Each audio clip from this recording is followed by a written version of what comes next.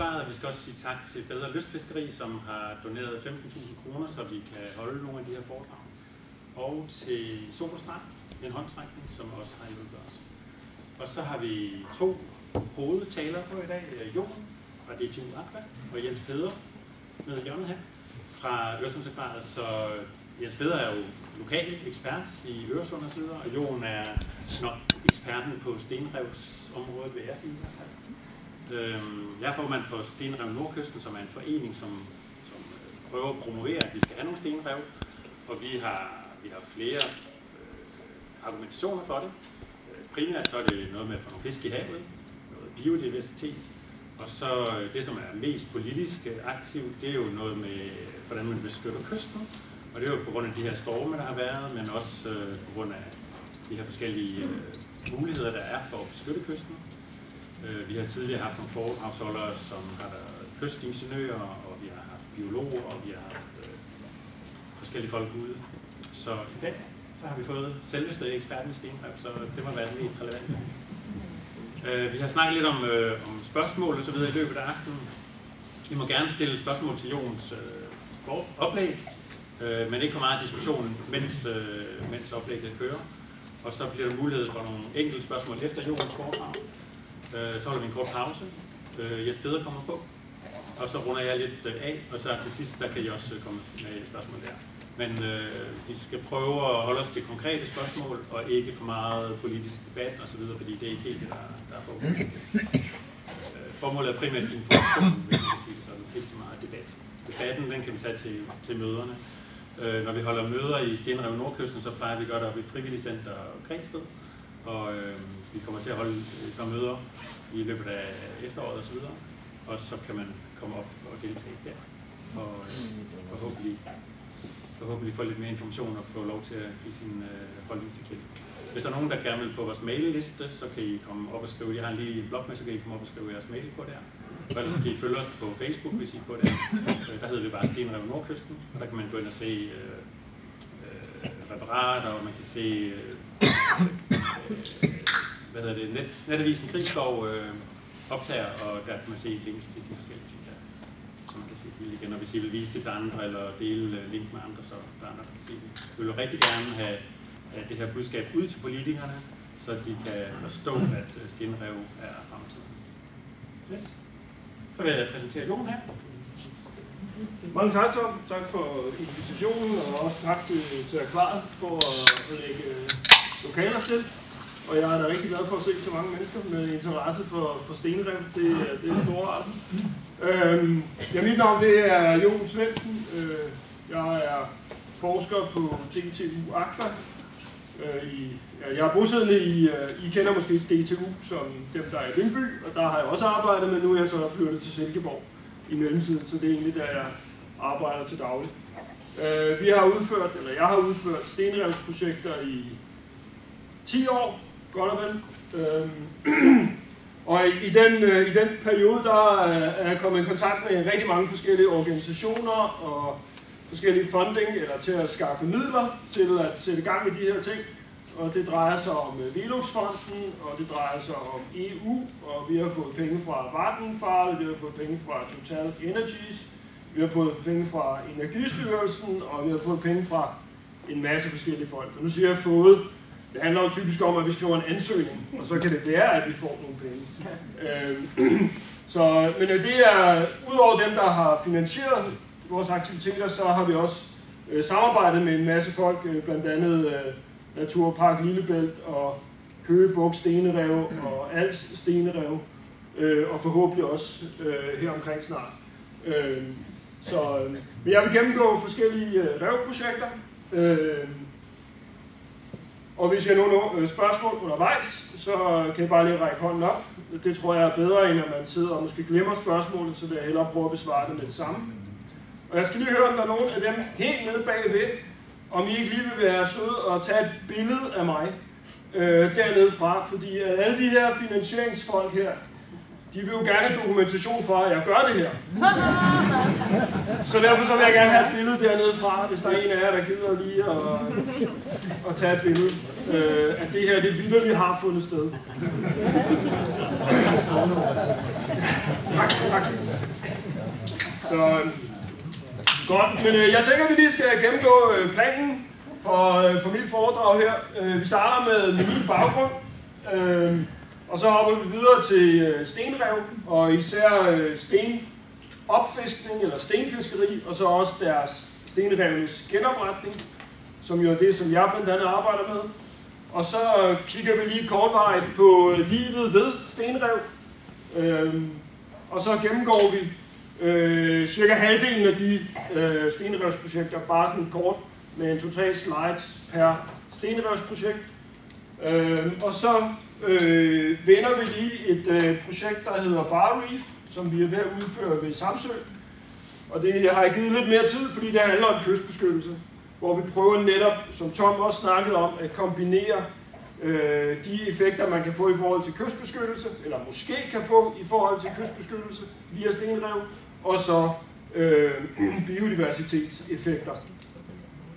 Og så vender jeg også lige kort finansieringen af de her projekter, og så tager vi konklusionerne til allersidst. Så det er planen. Men egentlig så vil jeg godt starte med et billede af de her 2 børn. Og den ene af dem, det er mig. Det er nemlig ham, der sidder der. Det er cirka 40 år siden, vil jeg tro.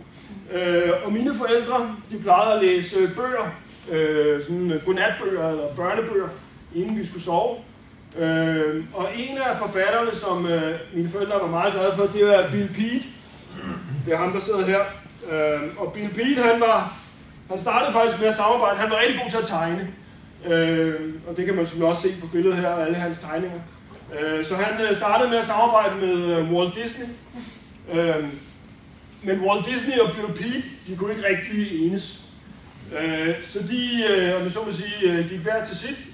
Bill Peet, han begyndte at skrive sine egne bøger. Og han har blandt andet skrevet den her bog. Er der nogen af jer, der kender den bog? Der er nogle stykker. Fedt. Jeg har den derhjemme. Jeg har desværre glemt at få den med her i aften, men jeg har den derhjemme endnu. Det er en herlig bog, som egentlig handler om de her dyr, der lever ved en slags eng eller en skov, og der er både vand, og der er skov, og der er harer og fugle og så videre, og der lever de godt og har det fint. Men så en dag, så kommer der sådan en rumlende lyd, og dyrene kigger op, og de kan ikke rigtig forstå, hvad det er, der sker. Og fuglene, de reagerer meget hurtigt, så man kan se selvfølgelig bare væk med det samme. Men de andre dyr, de kan jo ikke bare sådan lige flyve væk, så de sidder sådan og er lidt usikre på, hvad der skal ske. Og kigger op, det rumler jo, så de regner med, at det er lyn og torden. Men der er ikke rigtig hverken lyn eller skyer på himlen. Nu hopper vi lidt for hurtigt. Så den her vaskebjørn, den kravler op i et træ, og deroppe fra, der kan han se ud over hans eng, at den er ved at blive gravet op og fjernet. Og det går stærkt, der er mange maskiner i gang. Så sidder han hele natten og tænker, hvad han dog skal gøre ved det. Han kan ikke rigtig nå til nogen god plan. Men dagen efter, så bliver det alvorligt, fordi så er vandløbet, eller mosen, om man vil, den er ved at blive fyldt ud, og frøerne, de må hoppe for deres liv. Så dyrene, de samles under træet her, hvor de plejer at sidde her. Og så sidder de der, og så spørger de så vaskebjørnen, hvad er gamle vaskebjørnen, hvad pokker skal vi gøre? Og vaskebjørnen, han sidder sådan, det ved jeg sgu ikke rigtig, og kigger op mod himlen, og men så får han alligevel en god idé, fordi der kører jo faktisk et tog herop. Og det her træ, det vokser jo herop, så det kunne da være, at de kunne kravle op på træet og sidde deroppe og vente på toget. Og så hoppe ned på toget, når det kommer, og så kunne de rejse et andet sted hen. Og det gør de. Så de kravler op på træet, og sidder deroppe og hopper ned på toget, og så suser de ud over det her, det er så Nordamerika, suser de så afsted der. Og hvad historien ender med, det vil jeg ikke afsløre. Men jeg kan godt afsløre, at da jeg var barn, der sad jeg her og tænkte, at det var der noget værd råd, at vi fik skræmt alle de stakkels dyr væk. Og hvor skulle de dog leve? Fordi jeg kunne ikke rigtig se så meget eng og mose og sø og den slags, hvor de kunne trives her i det her landbrugsareal. Så derfor så sad jeg og tænkte, at det skulle man måske gøre noget ved en eller anden dag. Og så gik jeg hen og blev marinbiolog. Så nu er jeg så gået i gang med at lave stenrev. Det handler ikke om frøer og harer og vaskebjørn og den slags. Det handler mere om fisk især. Og spækhug, eller ikke spækhug, hvad hedder marsvin og det lignende. Det kommer jeg tilbage til. Men først så skal vi lige lære lidt om stenfiskeri. Stenfiskeri, det har foregået i rigtig mange år. Det her billede, det er fra 1896, og det er stenhuggerarbejde, som der står her. Det her, det er sten, der er fisket op, som så bliver knust til småsten, som man så kunne bruge til indkørsler og det lignende. Det er en af de tidligste billeder, som jeg sådan har kunne finde, indtil videre i hvert fald. Her er en anden bog. Den er fra 1904 af Gerhard Heilmann. Den hedder Øresund i billeder fra fortid og nutid. Og den, der skriver forfatteren, nej, den svenske Øresundskyst ligner slet ikke den danske, hvor stenfiskerne for længst har fjernet alle mørke hemmeligheder. Det var i 1904. Siden da foregik der en masse stenfiskeri, og det blev endda motoriseret, så det kunne være meget mere effektivt. Her er yderligere noget, der tyder på, at det er noget, der har foregået rigtig, rigtig mange år, fordi det her, det er en servitut fra Sejerøbugten. Servitutten er her, og i den, der står, at ved forskellige matrikler, at der er opfiskning af sten er forbudt inden for 200 alens afstand fra daglig vandstand, ud fra de her forskellige matrikler, og så er der så de her matrikler her, hvor det kun er 150 alen. Er nogen, der ved, hvor lang en alen er? Ja? Ja, det er cirka rigtigt. 68 cm. Jeg har måttet slå det op. Så det svarer til 200 alen, det er 125 meter. Så ud til 125 meter, der var det så forbudt at fiske sten fra de her forskellige matrikler. Det var altså i 1904, at man lavede den slags forbud. Så stenfiskeriet må have foregået ret vidt omfang inden da, og det er endda ude på Sejerø, som er rimelig langt fra alt muligt andet. Og så, det her er sådan, som stenfiskeri foregår, med en grab. Det her er så efter det blev motoriseret. Man tog en sten, og grabben her blev som regel styret af en dykker nede på havbunden. Og så tog man så de sten, og den brugte man i høj grad til moler. Og nu kan jeg så se, at mit natfilter på min computer, det er trådt til. Det er derfor skærmen er blevet lidt gullig. Skal jeg gøre noget ved det? Skal jeg gøre det hvidt? Nej, det er fint. Er det fint? Ja. Okay. Så ser jeg bare til, hvis der er noget, der er utydeligt. Men i hvert fald så er de sten, de er i høj grad blevet fisket op med sådan en grab, og så er de så blevet brugt som moler. Det blev så forbudt det blev forbudt mellem 2009 og 2010. Men der skal man lige være opmærksom på, at det gælder kun grabsten. Det vil sige sten, man tager med sådan en grab her. Det gælder ikke sten på den her størrelse. Det må man stadigvæk godt indvinde forskellige steder i dedikerede områder i Danmark. Godt.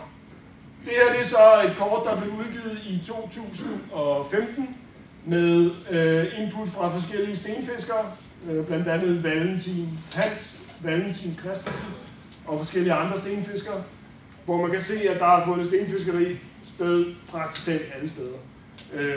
Det her, som sagt, så blev den her udgivet i 2015 af nogle af mine kollegaer, så det er vel de her fiskere, de kan måske huske tilbage til 1960, men som vi allerede har set, så har stenfiskeriet foregået langt tidligere end det, så derfor så er det her kortlægning, det er ikke komplet, fordi der har været stenfiskeri langt tidligere også.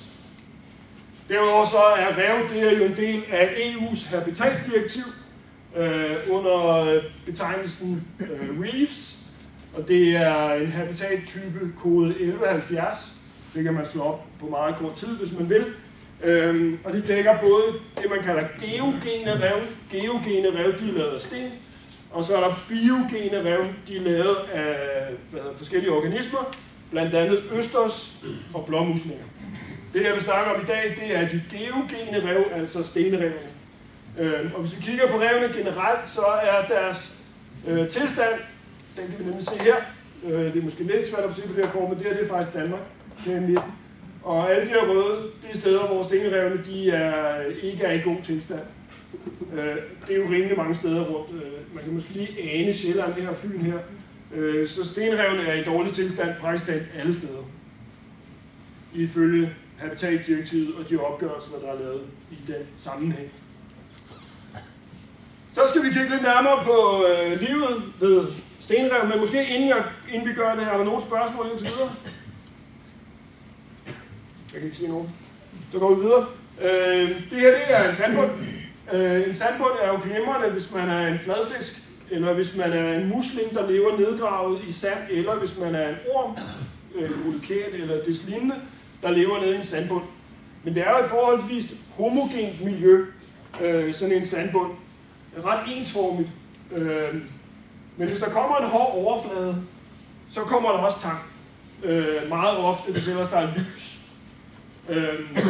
Fordi det er nemlig sådan, at tang, det er ikke rodfæstet som et birketræ, som ligesom sætter lange rødder ned i jorden. Tang, det er fæstnet. Det suger sig nærmest fast med sådan en fæstningsorganisme, eller hvad man kalder det, som man kan se her. Så hvis der ikke er en hård overflade, så kan der faktisk ikke være tang. Det vil sige, at på sådan en sandbund her, der kan tang ikke vokse. Fordi det kan simpelthen ikke fæste sig, fordi det er tilpasset at fæste sig på en hård overflade, som man kan se her. Når der så er hårde overflader, så kan der så komme en masse forskellige vækster. En hel tangskov kan nogle gange opstå, som man måske kan ane lidt her og her. Og der kan være ganske mange dyr, der lever der, invertebrater, der kan leve omkring, eller op imod 100.000 invertebrater, altså små orme og krebsdyr og forskellige organismer af mindre karakter typisk, som lever i en sådan tangskov.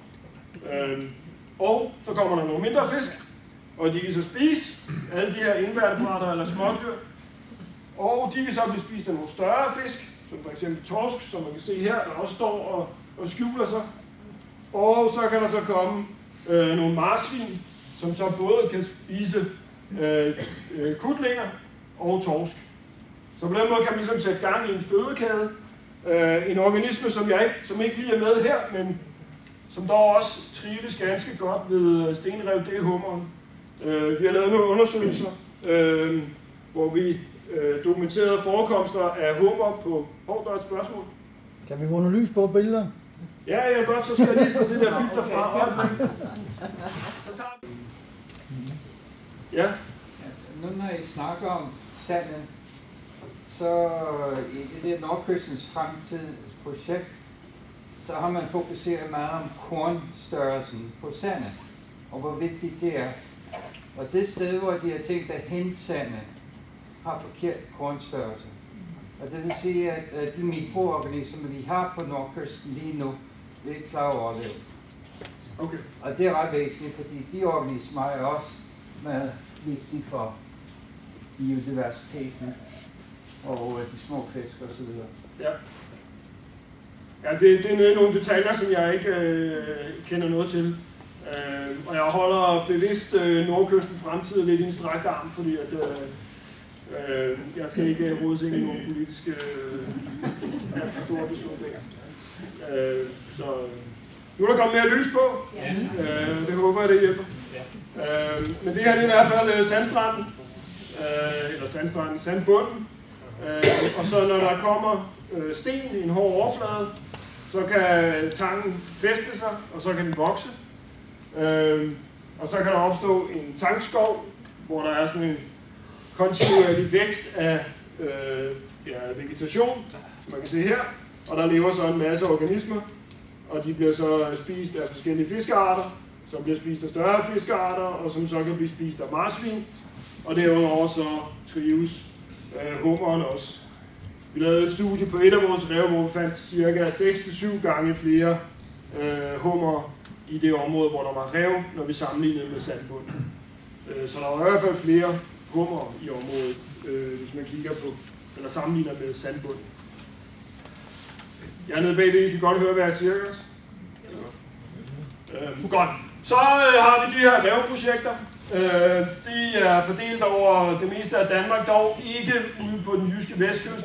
Og det skyldes, at der ikke er så meget evidens eller bevismateriale for egentlig stenfiskeri derude. Og derudover så er forholdene ret voldsomme med store bølger, som ligesom gør, at vi ikke bevæger os derud alt for meget. Så her er de revprojekter, som DTU Aqua, eller som jeg har været involveret i, eller er involveret i, fordelt. Og jeg vil nu gennemgå cirka halvdelen af dem. Vi starter op ved Læsø, heroppe, tilbage i 2007-2008 stykker. Der er blevet lagt en masse sten i vandet der. Det kan være, der er nogen her, der var med til det. Er der det? Nej, det er der ikke. Hvad siger du?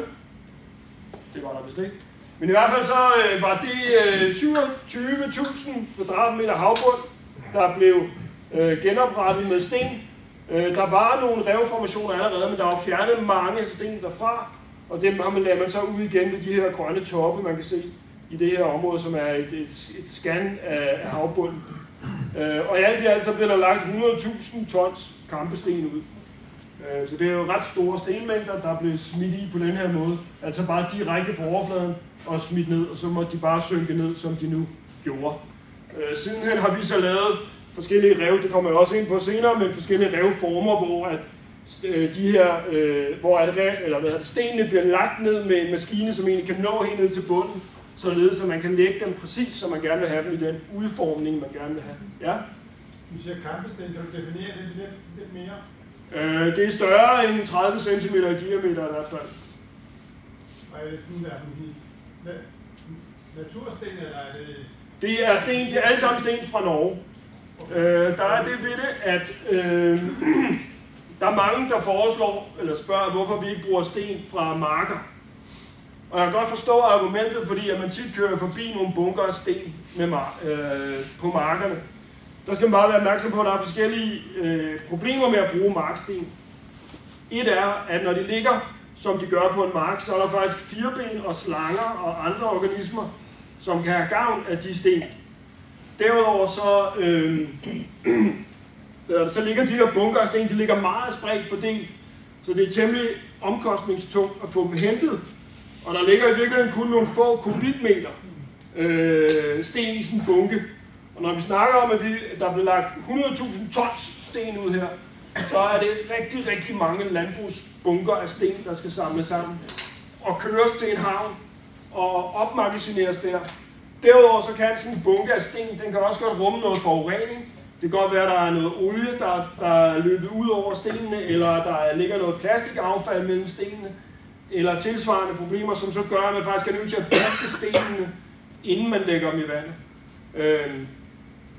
Så derfor så er vores konklusion, at udlægning af sten det fungerer bedst med sten fra et stenbrud, enten fra et decideret stenbrud, eller fra en tunnel. Der bliver lavet en hel del tunneller i Norge, og så er man jo så dybt inde i bjerget, og der kommer jo mange sten ud derindefra. Og derfor så kan man tage dem ud og bruge. Er der et spørgsmål? Men de sten, der kommer fra marker, som er rene, er det et problem at bruge dem, fordi de er runde af istids... Nej, tværtimod. Altså det er lidt en debat om det med, at, fordi det er fuldstændig rigtigt, som du siger, at sten, de er jo mast hertil, om man så må sige, fra norske og svenske fjelde af istid. Og i den sammenhæng, der er de simpelthen blevet lavet runde. Alle kanter af det er blevet skåret af, eller høvlet slidt af.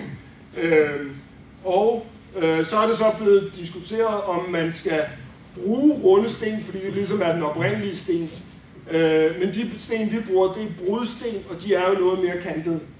Man kan typisk se der, hvor at dynamitten er blevet boret ned i, når man går ud på en mole, der er lavet af brudsten. Men teknisk set, så ville det være bedst at bruge de runde. Tror vi i hvert fald, men der er ikke noget evidens for, at de runde sten, altså de oprindelige istidssten, at de giver bedre eller mere biodiversitet for eksempel, sammenlignet med en sten, der er lidt kantet. Yes. Men det var i hvert fald den mængde sten, der blev lagt ud der, og de blev bare smidt i direkte fra overfladen. Og det har vi dokumenteret i en artikel, der er her, som er publiceret i Ecological Engineering, hvor vi summerede vores erfaringer fra det projekt. Så skal vi smutte fra Læsø, og så skal vi ned til Sønderborg. Der lavede vi et projekt, der startede i 2016, i samarbejde med foreningen Als Stenrev, og det var finansieret af Veluxfonden. Og der satte vi undervandskameraer ned på havbunden. Sådan nogle GoPro-kameraer, som man kan se her. Og stenene, de var blevet lagt ned, som man kan se her, så de var også bare blevet dumpet direkte ned fra overfladen. Og så inden vi gik i gang, der dedikerede vi nogle kontrolområder. Det var altså områder, som som mindede utrolig meget om de kommende stenrevsområder, men som bare var bund, og det var de kommende stenrevsområder, det var de også på det tidspunkt, altså i før situationen. Og så talte vi så, hvor mange torsk vi så per 2 minutters videooptagelser af de her kameraer, når de stod nede på bunden. Og der kan vi se i kontrolområderne, hvor der så aldrig nogensinde blev lagt sten ud, at der var meget få torsk. Og tilsvarende i de revområder i før revsituationen, der var også meget få torsk. Så lagde vi stenene i de kommende revområder, altså de blå her. Og hvis vi så ser på, så nu er vi efter situationen, hvis vi så ser på kontrolområderne, så var der stadigvæk meget få torsk i kontrolområderne. Og hvis vi så ser på revområderne, så var der langt flere torsk. Det hoppede fra det her niveau og op til det her niveau. Stigningen i det er cirka 100 gange.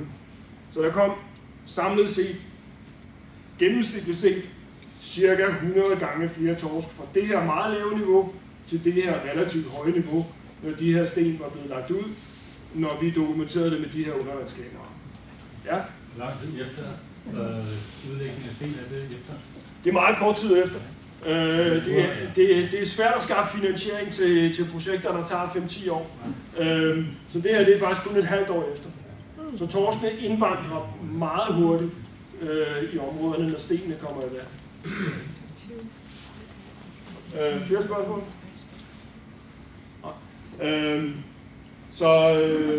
Men faktisk så var de her revområder, de bestod af 2 forskellige revtyper. Den ene revtype, det var, hvor vi tog 500 kubikmeter sten, og så lagde vi ud i en stor plamage. Det her, det er, om jeg så må sige, et billede, et scan oppefra, og så er det her højden, det røde her, og så er der så den flade havbund rundt om. Så det her stenrev, det er i omegnen af 14 meter i diameter, og cirka 2 meter højt. Og når vi lagde sten ud på den måde, de her 500 kubikmeter, så kunne vi så med vores undervandskameraer dokumentere cirka 60 gange flere torsk.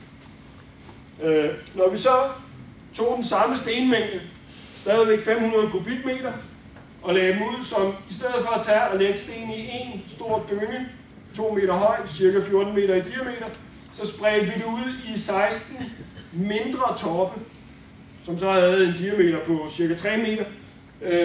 Og den var der så 16 af, 4 gange 4, som man kan se her. Og når vi så kiggede på vores kamera, så var der faktisk 120 gange flere torsk. Så torskene, i den her undersøgelse i hvert fald, var mere begejstrede for at få stenene spredt ud over et større areal, sammenlignet med at have dem alle sammen liggende i en bunke. Godt. Ja. Undersøgelser på andet end torsken? Jo, vi har også data på andre arter. Var det samme sten? Det var det samme for, i hvert fald for toplettet kutling, som er sådan en lille, det var faktisk den fisk, vi kiggede på før, en af de små fisk. Men vi fokuserede hovedsageligt på torsken, fordi det er nu engang den art, der er mest interesse i. Men der var også, kutlingerne reagerede også forskelligt på det. Men der er jo det problem, som vi allerede har snakket lidt om, at det er meget kortvarigt.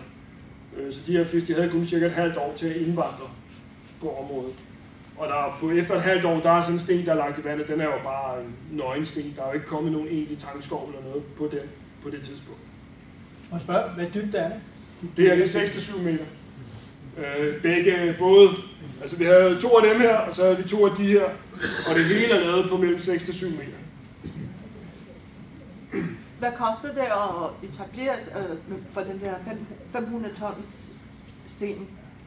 Vi har ikke kun etableret 500 kubikmeter, så det kan jeg ikke rigtig svare på, men det vi normalt regner med, men det er lidt svært at sige, når der er meget inflation, og når inflationen går op og ned og sådan. Men det vi normalt regner med, det er, at det koster mellem 500 og 1000 kroner per kubikmeter sten. Det er nogenlunde det tal, vi regner med som sådan et slag på tasken. og lægge dem, skaffe dem og lægge dem. Og opmåling bagefter. Mm. Ja. Men ikke den biologiske dokumentation. Ja. Følge op på hvad? Den biologiske dokumentation. Ja, hvis der kommer nogen, der giver os penge til det, så gør den. Ikke lige på nuværende tidspunkt, nej. Det er meget relevant, ikke? Jo, det er meget relevant. Men det forudsætter nogle penge for, at vi kan gøre det. Jeg er ansat af DTU, men hele min løn kommer faktisk udefra. Så det er sådan, universitetsverdenen er skruet sammen på nuværende tidspunkt. Men det er i hvert fald dokumenteret i den her videnskabelige artikel. Hvis der er nogen, der gerne vil læse om detaljerne, så står det hele beskrevet i den her artikel, som er publiceret i Journal of Applied Ecology, som man kan se her. Her er en lille film, som viser en torsk. Det er en af vores undervandsoptagelser, så den kommer til at virke. Det er et af de udlagte rev, og der kan man se en masse småfisk, der svømmer rundt her. Og man kan se en begyndende vækst, og så kan man se en torsk, der lige er ude og tjekke sin forhave her, og som svømmer ind i et skjul herinde under stenen, og gemmer sig derinde. Og det er cirka sådan, som stenene de så ud, da vi havde vores kamera i vandet på det tidspunkt. Det giver sig selv, at en torsk, der sidder herinde i den her hule herinde, at sandsynlighed for, at den bliver spist af en skarv eller noget lignende, den er jo ret lille. For en skarv kan jo ikke rigtig komme derind og finde den. Så det er i hvert fald en måde, hvorpå at der kan være flere torsk ved et stenerev. En anden måde, det er, at der kan være meget mere føde. Jeg ved ikke, om I bemærker det, men der var jo ret mange småfisk, der svømmede rundt der. Så jeg kan godt lide at betragte et område uden stenerev, der ser køleskabet som nogenlunde sådan her ud. Så det er lidt mager diæt, man er på. Hvorimod, at når så stenrevet kommer i vandet, så er der lidt mere at kaste sig over. Derudover så har vi også dokumenteret, at når sådan en torsk den svømmer ind i et stenrev, altså ind i det her mørke, hvor isålen forsvandt ind, så falder dens stofskifte, så den sparer faktisk energi derinde. Til cirka 20% den sparer. Og når den sparer energi, jamen, så holder det her udbud af mad i køleskabet, det holder jo endnu længere. Og derudover, når den sparer energi ved at være skjult derinde, så skal den også ud og lede efter mindre mad. Og det vil sige, at den er mindre udsat for at blive spist af en skarv eller noget lignende. Men mange af de her fisk, de svømmer ud i havet, eller Køge Bugt, eller andre dele af Østersøen, for at vokse så store, fordi der er mere mad derude. Og så er det jo ikke så heldigt, hvis de ikke har så mange steder at leve derude. Så de har brug for nogle fiskehoteller, når de kommer på besøg ude i det marine miljø og skal vokse så store, inden de lidt ligesom laksen svømmer tilbage op i vandløbene og reproducerer og lægger deres æg og bidrager til de kommende generationer. Så derfor så vil vi gerne lave nogle rev, som de her arter de kan have gavn af. Og det er vi så i fuld gang med, og det har vi lavet nede ved Tryggevælde. Det kommer der et kort over lige om lidt. Et andet projekt, vi laver sammen med Køge Bugt Stenrev og EU-projektet Ocean Citizen, det kalder vi Circle Reef. Og der lægger vi både stenrev ud i Køge Bugt, og så lægger vi betonrev ud i Køge Bugt, og så har vi de her kontrolområder. Og så moniterer vi dem med undervandskameraer. Og grunden til, at vi tester betonrev, det er fordi, at tit, når jeg holder et foredrag som det her, så er der gerne en, der rækker hånden op og spørger, Jon, hvorfor bruger I ikke beton? Og det har jeg aldrig rigtig kunne svare på, udover at beton ikke gælder i forhold til habitatdirektivet og genopretning. Man kan ikke rigtig argumentere for, at beton kan bruges som genopretning af stenrev, i hvert fald ikke i relation til habitatdirektivet under EU. Men ikke desto mindre, så vil det være meget interessant at vide, hvad man egentlig kan med sådan nogle betonrev. Og der kommer jo blandt andet beton fra Storstrømsbroen, som bliver ravet ned, den gamle, der bliver ravet ned her om nogle få år. Så vil man stå med ret store betonmængder, og så kunne det jo godt være, at nogle af de her bropiller, som jo i forvejen har stået ude i havet, og som nu skal fjernes, at man så kunne lægge dem ud på havbunden, og måske opnå nogle reveffekter, som minder om stenrev. Så derfor så det vi gør i Køge Bugt, det er, at vi lægger nogle stenrev ud og betonrev, og de er standardiseret med henblik på volumen, Så det er den samme volumen af sten, vi lægger ud, og det er den samme volumen af beton. Og så sammenligner vi og ser, hvordan livet det udvikler sig ved stenrevene, betonrevene, og så sammenligner vi sådan en til en, ligesom vi gjorde før med torskene, med kontrolområderne. Og så kan vi så se, hvilken effekt det har. Der skal vi samle data ind fra her i efteråret, og hvis I er lidt nysgerrige efter, hvordan betonen ser ud, så er det nogenlunde sådan her. Det er sådan nogle, man kan nærmest kalde det nogle kæmpe store Lego-klodser. Og vi har lavet nogle åbninger i, hvor at torsker og andre arter, de kan søge ind og skjule sig. Og derudover så er overfladen, den er meget heterogen, meget forskelligartet. Og så er der også nogle toppe spidse på her, hvor der også er lidt ekstra forskellige overflader. Hvor forskellige tanger, eller muslinger, eller østers, eller andre organismer, de kan fæstne sig.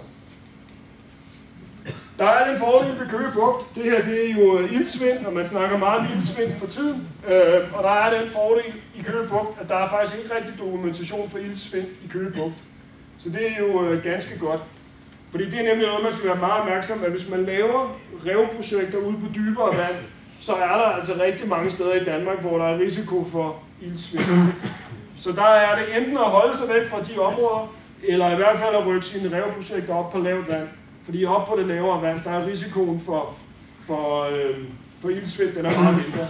Der var et spørgsmål derovre. Har man prøvet at sammenligne det amerikanere smider dæk ud til at lave kunstige rev med? Ja, den med dækkene, det kan jeg måske lige fortælle. Det var nogle amerikanere, der engang havde en rigtig mange bildæk. Og så lagde de dem ud på havbunden og mente, at det kunne løse en masse problemer. Det kunne det ikke. Man endte tværtimod med at bruge rigtig mange penge på at prøve at få bildæk taget op fra havbunden igen. Så det var ikke nogen god løsning. Men det man gør med i den meksikanske golf, og nu kan jeg tillade mig at kalde den meksikanske golf, det er, at der har man en del olieboreplatforme. Og der har man noget, der hedder Rigs to Reef program, hvor man faktisk ikke, når man ophører med at indvinde olie fra en olieboreplatform, så fjerner man den ikke nødvendigvis bagefter.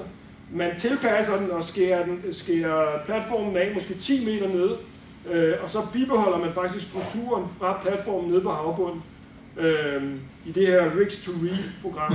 Og det gør man i anerkendelse af, at sådan nogle strukturer nede på havbunden giver muligheder for ekstra liv dernede. Og det hjælper så blandt andet sportsfiskere, så de har nogle steder, de kan tage ud og fiske. Men den med bildækkene, det gik ikke så godt.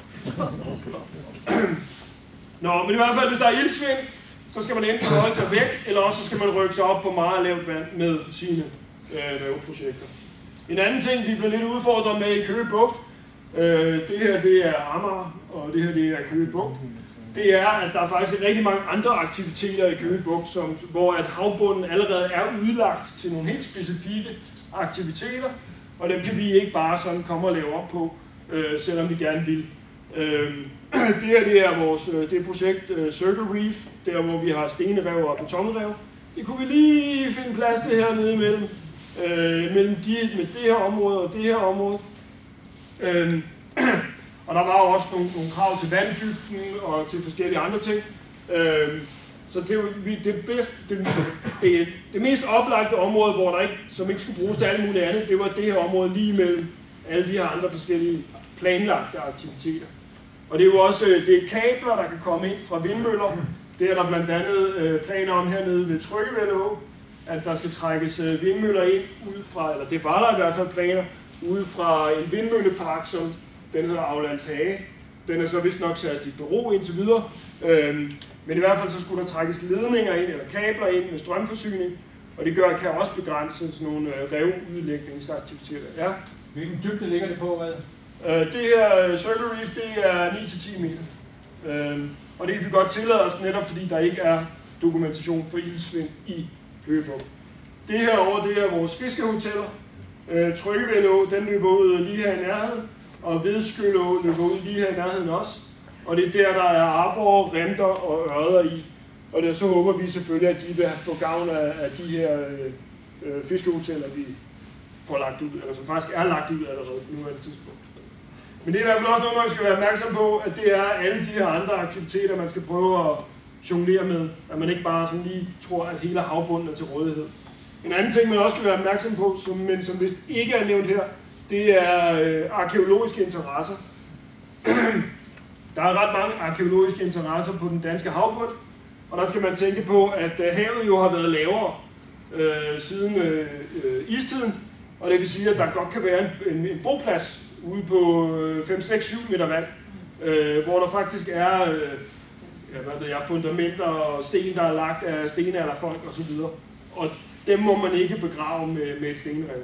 Så man skal ofte kommunikere med jeg kan ikke huske, hvilken styrelse det er, men man skal i hvert fald være sikker på, at der ikke er arkæologiske interesser. Som sagt, så ja. De der fiskehoteller, du har ikke rigtig vist, hvordan de ser ud? Nej, det har jeg ikke. Det er fordi, jeg ikke har noget billede af dem lige nu. Men de er 10 gange 10 meter. Og det er bare et lag af sten, der er lagt ud. Og vi havde egentlig planer om, at de skulle have været lidt højere. Men jeg ved ikke, om I kan huske, i 23, der en gang i oktober, der var en ret kraftig storm. Og den storm, den flyttede rigtig meget sand. Så det område, hvor vi troede, der var 2 meter dybt, der var lige pludselig ikke 2 meter dybt længere. Der var 1,20 meter eller noget i den retning. Og det gav os nogle problemer, fordi så kunne vi ikke bygge vores rev så høje. Fordi der blev flyttet ret meget sand, og vandet lige pludselig blev lavere. Men vi har været ude, og vi har lavet snorkeltransekter, hvor vi har dokumenteret antallet af fisk, simpelthen ved at svømme. Jeg tror, det var 25 meter på 3 minutter eller noget i den retning. Hvor vi så talte antallet af fisk, og det gjorde vi inden revene blev lagt ud. Og så skal vi gøre det her, så vidt jeg husker, i efteråret, hvor revene er lagt i vandet. Men det er et lag af sten, der ligger på et areal, der er 10 gange 10 meter. Og der er, nu kan jeg ikke huske signaturen her, men der er i hvert fald kontrolområder. Der er 2 revområder, og så er der 2 kontrolområder. Og det er jeg som sagt helt inde på meget lavt vand. Og jeg leger Køgebuk Stenrev, det var det med Allan Scheller og alle deres mange aktiviteter. Så skal vi et smut til Fyn, herovre i Borring-Vig. Der er Naturpark Lillebælt i gang, og det er også finansieret af Veluxfonden. Og der laver vi et projekt, som er målrettet en smolt. Er nogen, der kan forklare mig, hvad en smolt er? En laks. Det er hvad? En lille hvid fisk. Det er en lille hvid fisk, det er rigtigt. Så er vi kommet lidt tættere på. Ja. Det er lige præcis en lille havørred, som er klar til at tage ud af havet. Det er nemlig sådan, at havørred og laks, og også arbor og visse andre arter i vores farvande, at de kan godt veksle mellem ferskvand og saltvand, som vi allerede har snakket om. Men det kan de kun i et relativt kort vindue tidsmæssigt, og det er ofte i foråret, i hvert fald for en smolt, som en lille ørred her. Der er den fysiologisk tilpasset til både at leve i ferskvand og i saltvand. Hvis I tager jeres lokal, eller en akvariefisk derhjemme og putter den over i saltvand, så vil den dø. Men sådan en lille ørred her, som er i smolt størrelse, og det er cirka sådan her, den kan godt klare både at leve i ferskvand og i saltvand. Så der ville vi gerne lave et rev, der var specifikt målrettet mod smolt, altså de her små ørreder. Og det ville vi gerne, fordi at der er mange af dem, der bliver spist af skarv, den her store sorte fugl, som ofte i de undersøgelser, der er lavet, der spiser den cirka halvdelen af alle de smolt, der svømmer ud af vandløbet. Så det er ret mange smolt, der ryger på den konto, og det vil vi gerne prøve at gøre noget ved.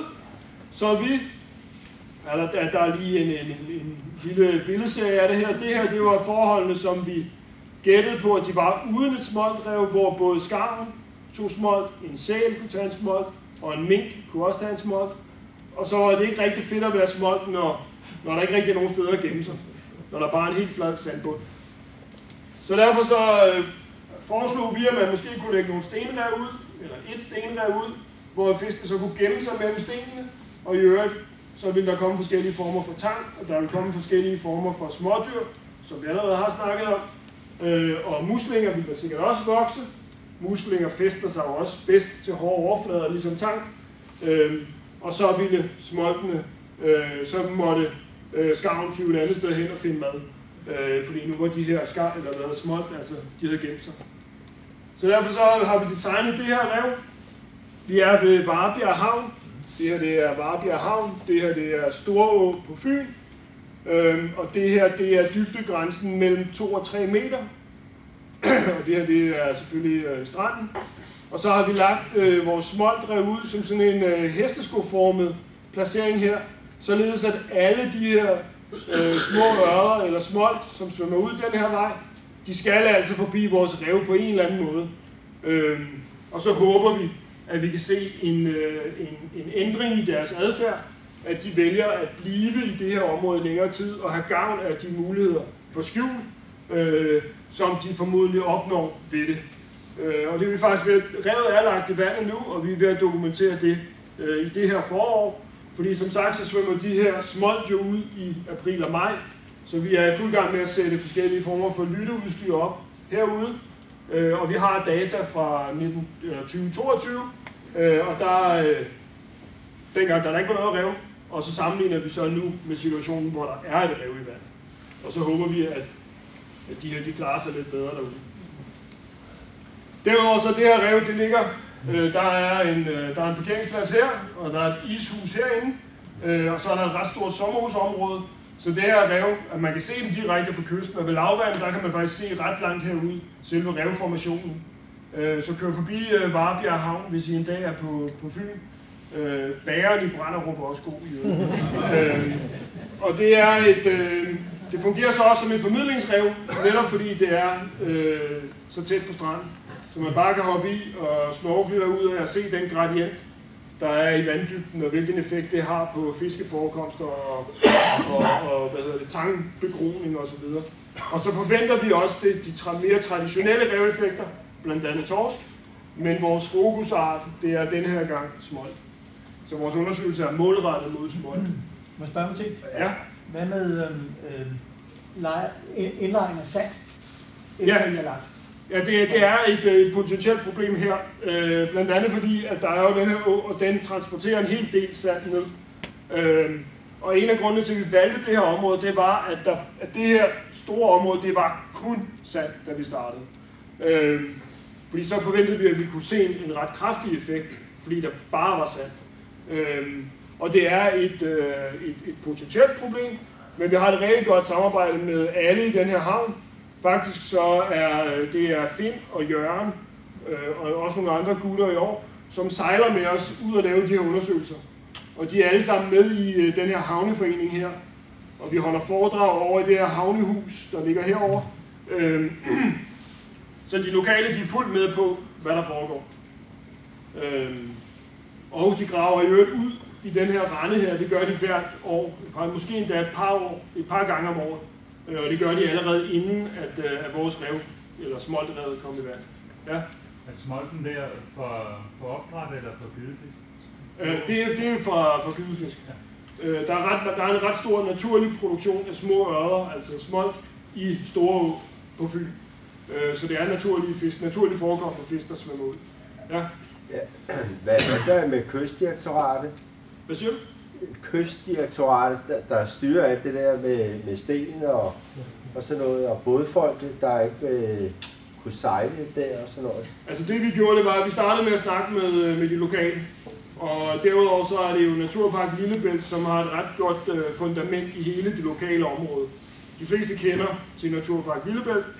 Og så startede vi med at tage ud med at snakke med folk ved den her havn og spørge, hvad synes I om den her idé? Og de synes, det var spændende. Og den input brugte vi selvfølgelig også til Kystdirektoratet, fordi hvis der havde været en masse sommerhusejere, som havde sendt klager ind, og som havde råbt op, eller nogle af dem, der ejede en båd, jamen så ville projektet ikke kunne blive igangsat. Men det er godkendt af Kystdirektoratet, 100%, og vi skulle selvfølgelig have den godkendelse, inden vi kunne gå videre. Jeg synes bare, der har været mange problemer op på Hunderevet med at få lov at lave det, etablere det, og det er jo Kystdirektoratet, der spænder ben hver gang. Ja, altså vi har, det er ikke DTU Aqua, det er Naturpark Lillebælt, der har søgt om tilladelsen til det. Men de har i hvert fald fået tilladelsen, og det gik endda ret hurtigt dengang. Så det var relativt overskueligt sammenlignet med nogle af vores andre projekter. Der var et spørgsmål her. Ja, ved du, om det er et område, der er plaget af erosion? Erosion ikke som sådan. Til dels nok, fordi der kommer alt det her sand ud her. Men det er ikke noget, jeg har undersøgt nærmere. Med det her rev, der har vi mest fokus på biodiversitet. Godt. Så skal vi smutte til Samsø. Det er her. Og der det er vores såkaldte Bar Reef-projekt. Og der stiller vi spørgsmålet kystbeskyttelse. Kan det måske være, at vi kan få naturen til at hjælpe os? Og der har jeg valgt at tage lidt flere slides med for det her projekt, fordi jeg tænkte, det måske var relevant i relation til Nordkysten. Det her det er jo noget, som vi har set en hel del af de seneste år, og som der nok kommer mere af desværre i fremtiden. Det her det er en af de forudsigelser vedrørende vandstandsniveau, at havet stiger. Hernede der har vi x-aksen fra år 2000 til 100 år efter, og så har vi stigningen i havet, og om 75 år så er havet ifølge den her forudsigelse, der er steget mest sandsynligt, men der er jo ret meget variation i billedet, men mest sandsynligt omkring 0,8 meter. Og det kommer også til at have betydning for Danmark, som er et meget lavt liggende land. Det man så gør, det er, at man laver skråningsbeskyttelse, det kan man se her, med sten, der ligger på selve skråningen. Det har så den lidt uheldige, eller ofte har den lidt uheldige konsekvens, at så forsvinder stranden. Den kan nemt blive, eller det sker i hvert fald, at den bliver eroderet væk over tid. Man kan også lave de her bølgebrydere, som så bryder bølgerne, og hvor der så akkumulerer noget sand bagved. Derudover så har man sandfodring, som ser sådan her ud. Det er en forholdsvis voldsom indgreb. Man kan også se det her, hvor man pumper sand tilbage på stranden og dermed genetablerer stranden. Det foregår således, at man, eller typisk i hvert fald, at man har et skib liggende herude, som så suger sand op, eller som har sand med fra et andet sted, og det bliver så pumpet ind i et rør, og det bliver så pumpet ud herover, og så genetablerer man stranden på den måde.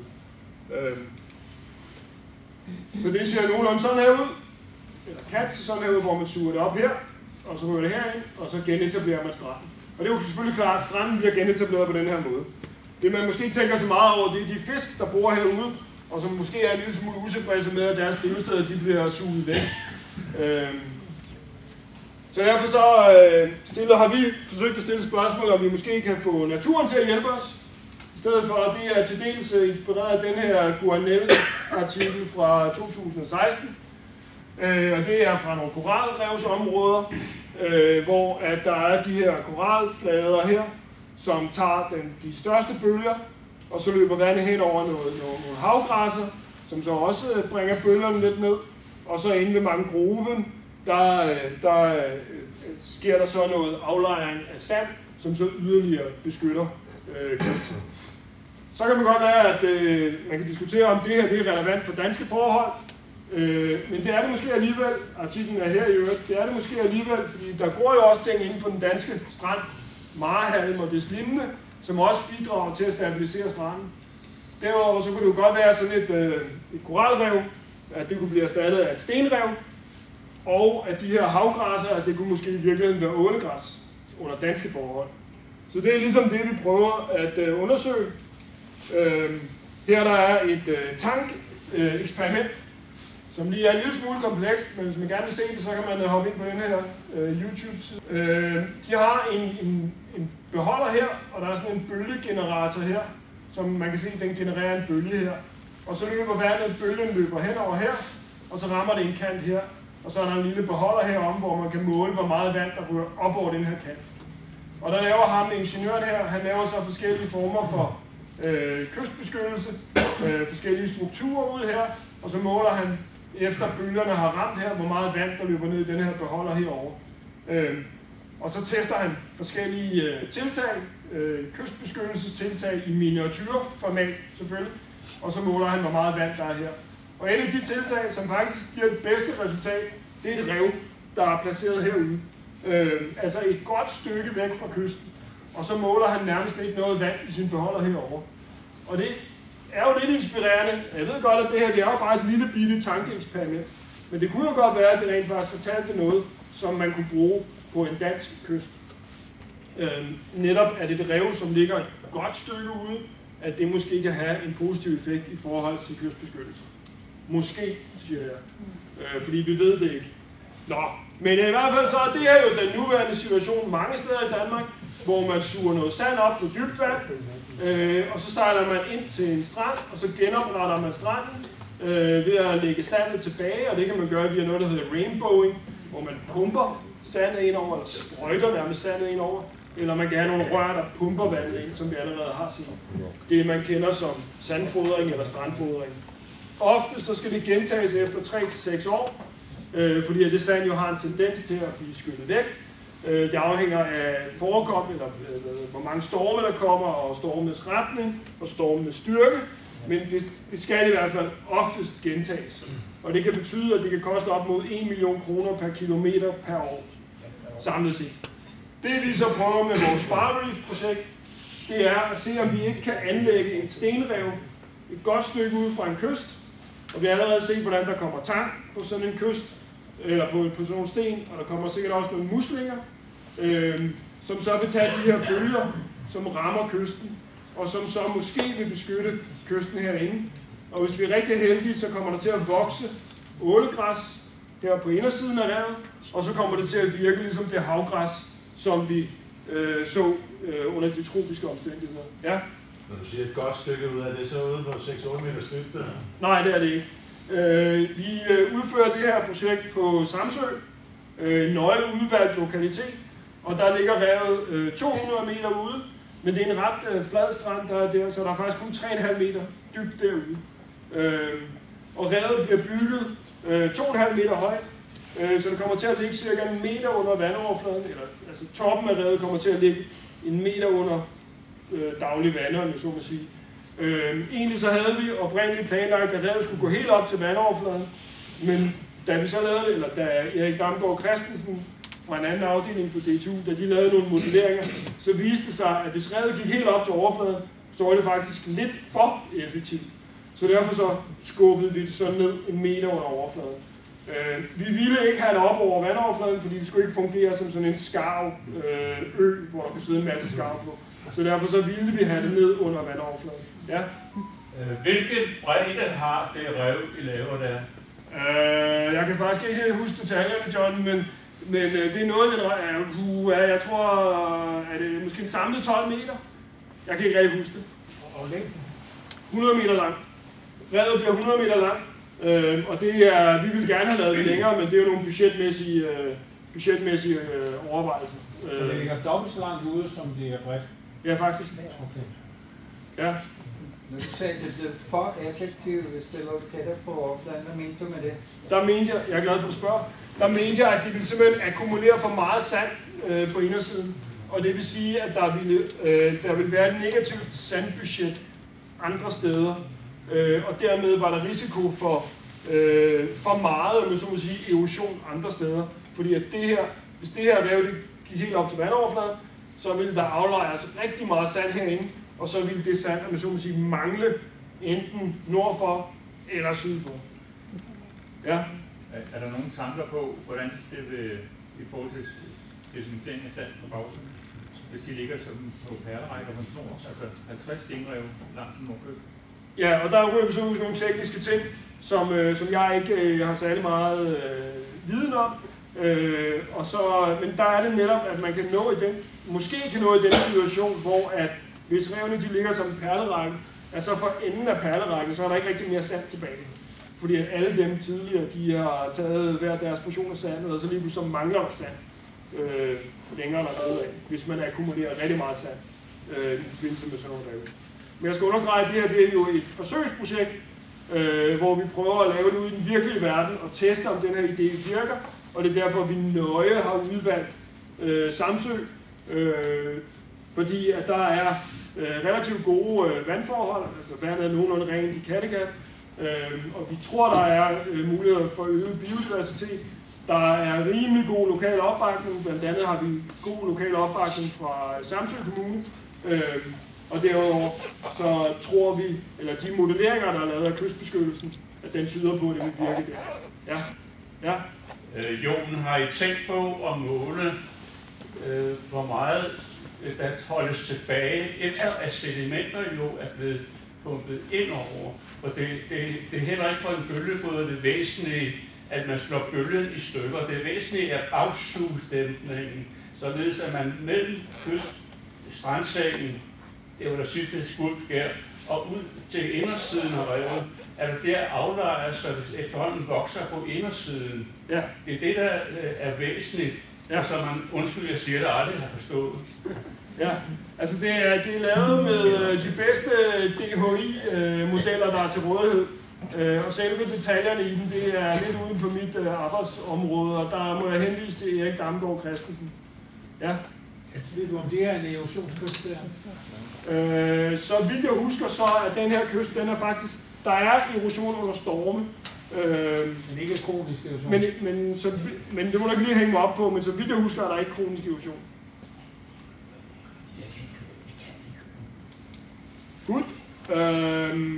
Ja, og der forsøger vi jo både at adressere klimakrisen, altså i forbindelse med stigende havvand, og vi forsøger også at adressere biodiversitetskrisen ved at give en masse nye levesteder til blandt andet torsk og muslinger og tang og ål og des lignende. Jeg skal lige spørge, hvis et delmål er at undersøge, om der er en kystbeskyttende effekt på en sydøstvendt kystretning, som ikke er særlig erosionspåvirket, er man så ikke ved at prøve at løse et problem, der ikke findes? Nej, der var en vej. I det pågældende område, der var en vej, der skyllede i vandet. Jeg tror, det var i 2006 eller noget i den retning. Hvor der løb en vej lidt ligesom den her, som så forsvandt og blev fjernet under en storm. Okay. Men det, at vi er på en østvendt kyst, det betyder, at de fleste storme i Danmark kommer vestfra. Så derfor så, vi har heldigvis en 3-4 år til at afslutte projektet, og så håber vi, at der kommer en storm fra øst, sådan at vi kan få det testet. Ja, det er måske lidt dramatisk, men vi håber, der kommer en storm, så vi kan få det testet. Eller en storm fra øst, som vi tester med det projekt. Men vi monitorerer jo så også fisk og hovedsageligt fisk med vores undervandskameraer, både før og efter, som vi også har set i de andre undersøgelser. Det er Vesterfjord, som ligger revet i vandet. Hvis I gerne vil se sådan en aktivitet, så kommer det nok til at foregå mellem den 14. og 17. april. Så her om ganske kort tid, der ligger Vesterfjord nok, hvis alt går vel, så ligger Vesterfjord det rev i vandet på Samsø. Så er der finansieringen af sådan nogle stenrevsprojekter. Vi har allerede snakket lidt om det, men altså vi har fået, skaffet, søgt og modtaget penge fra mange forskellige fonde. Så der er ikke nogen sådan samlet pulje til stenrev, eller i hvert fald ikke på nuværende tidspunkt, som vi har haft gavn af. Det har været lidt et kludetæppe af forskellige former for finansiering. Der er ikke noget med stenene lige koster gratis, det er udgifterne til at få det hentet og lagt ud, er det ikke sådan der? Jo, det er der nogen, der snakker om, fordi at Norge laver alle de her tunneller, og det betyder så, at Norge har et overskud af sten. Og så har det været på tale, om ikke bare Danmark kunne aftage de sten fra Norge. Fordi der har været der er måske noget ekstra viden her. Ja, fordi sådan har det været tidligere. Og så lige pludselig, da Miljøministeriet skulle lave de her rev heroppe ved Smidstrup Strand, så kunne man ikke mere få dem gratis i Norge. Nu koster det en masse penge. Og gæt hvorfor? Lynetteholmen skal bruge rigtig mange sten. Så nu er der penge i at sælge dem. Så nu koster det penge at få sten, eller købe sten. Ja, okay. Okay. Jamen, så koster det desværre ikke gratis længere. Men i hvert fald så har vi skruet vores forskellige projekter sammen med midler fra alle mulige mærkelige steder. Hvis man gerne vil vide mere om det, vi laver, så kan man hoppe ind på den her YouTube-kanal, DTU Agtra Broadcast. Der har vi på nuværende tidspunkt en film om offshore wind farms, altså havvindmøller, og hvordan de måske giver levesteder til nogle torsk. Vi har også en film om AI, Artificial Intelligence, hvordan vi prøver at anvende det, og også om nogle undersøgelser på olie- og gasplatforme ude i Nordsøen. Så der kan man altid hoppe ind og følge lidt med i det, vi laver. Man kan også læse nogle af alle vores artikler. Det er min hjemmeside, og der ligger blandt andet en film om, at der er flere fisk, og der er højere biodiversitet, og der er større fisk i nærheden af en olie- og gasplatform ude i Nordsøen. Godt, så vil jeg så bevæge mig mod konklusionerne, så vi også kan komme videre til det næste foredrag. Vi har set, at der er fjernet sten fra de danske kyster i århundreder. Vi så blandt andet den her servitut fra 1904, som gjorde det forbudt at indsamle sten ved nogle specifikke områder. Så har vi set, at genoprettede stenrev betyder, at livet vender tilbage. Vi har blandt andet set, at torsk er dukket op i relativt højt antal. Vi har set, at revdesign spiller en rolle. Vi så, at hvis man lagde stenen ud i en stor flad plamage, så i det pågældende projekt fik vi 60 gange flere torsk. Men når vi tog den samme stenmængde og spredte dem ud over større areal i små toppe, så fik vi 120 gange flere torsk. Så har vi set stenrev, der er målrettet mod specifikke arter. Vi lavede det her smoltrev på Fyn. Og så har vi set multifunktionelle stenrev, eller i hvert fald forsøg på at lave det, med Bar Reef-projektet, hvor vi både prøver at lave kystbeskyttelse, men også at gavne biodiversiteten. Så er spørgsmålet så, hvor grænserne går for, hvor meget multifunktionalitet vi kan opnå. Om det er muligt, at man kan designe et rev til både smolt, ål og kystbeskyttelse. Fordi på et eller andet tidspunkt, så kan vi nok ikke have mere med i det enkelte rev. Men det er noget, vi ikke ved noget om endnu. Så er der andre muligheder, noget som ikke rigtig er afprøvet, og det er undervandskunst. Her der er noget at snorkle blandt nogle betonskulpturer, der står nede på havbunden. Og dem har vi ikke rigtig afprøvet i Danmark, i hvert fald ikke i relation til biodiversitet. Og derudover så kunne det også være, at man kunne lave et surfrev på visse strækninger i Danmark. Så det var det, jeg havde at sige, og undskyld forsinkelserne.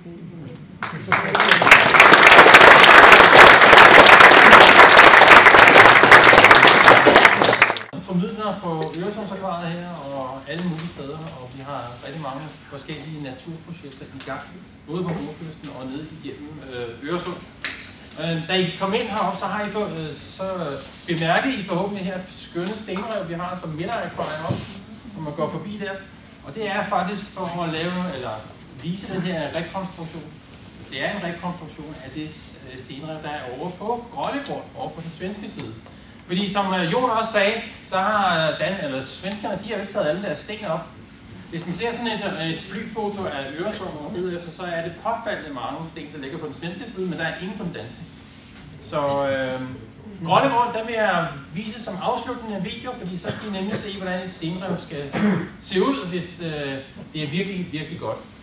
Men hurtigt til sagen her. I kan se her fra Øresundsvandsamarbejdet nogle stenrev, markeret med blåt, og så er der noget småstenet gulv, som også er et stenrev, så hvad skal man tro på? Nå, hvis man går på Nordkysten og kigger ud over, det kunne være ved Dronningmølle, det kunne være op ved Hals Strand og så videre, hele Nordkystområdet, så ser meget af det jo sådan her ud med de der bølgebrydere, som nogen har snakket om. Og bølgebryderne, de har jo gjort deres indsats ved at aflejre noget sand på bagsiden og så videre og så videre. Men meget karakteristisk, så er der på indersiden, der er der en masse sand. Og det her sand, det bliver både eroderet, eller er blevet eroderet fra kystzonen og videre ned i sandet, men det kommer i stor og høj grad over fra den vestlige side af Nordsjælland. Hvis man så kigger ud her, så er det typisk her. Inde ved kanterne, der er der nogle små stenrev, så er der nogle store sandbanker, som ligesom flytter sig hele tiden. Og så længere ude, så kommer de dybereliggende stenrev, som stadigvæk er der. Alt det her i gamle dage, det var fyldt med sten. hvis man kigger det fra en lystfiskers synspunkt, så vil de altid fokusere på at fiske omkring sådan nogle steder, hvor der er en overgang mellem sand og mørk bund. Det vil sige sådan noget blandet bund. Og det er der en grund til, fordi hvis man er havørredfisker, så ved man godt, at havørreden for eksempel, de står mellem skældene, det vil sige mellem sand og de mørke områder. Hvis man sådan kigger på epifauna, eller hvad hedder det, på bundmiljøerne i Øresund, så har vi de der epifauna-samfund, vi har infauna-samfund, og så har vi nekton-samfund. Nekton-samfund, det er de pelagiske liv, det er alle de fisk med sølvblanke sider. Sild og makrel og hornfisk og så videre, det er altså alle dem, som er rimelig ligeglade med, hvilken bund de svømmer henover og befinder sig henover. Epifauna, det er noget med at sætte sig på en overflade, så det er enten noget med noget ålegræs, hvor dyrene sætter sig på ålegræsstænglerne, og så er der stadig af, så er det faktisk stenrevsbund eller hård bund. Og det, som man typisk har op på nordkysten ud til omkring 10-12 meters penge, jamen det er stenbund, og så er der en masse forskellige tangtyper på stenbunden her, og så er der for eksempel også blåmuslinger.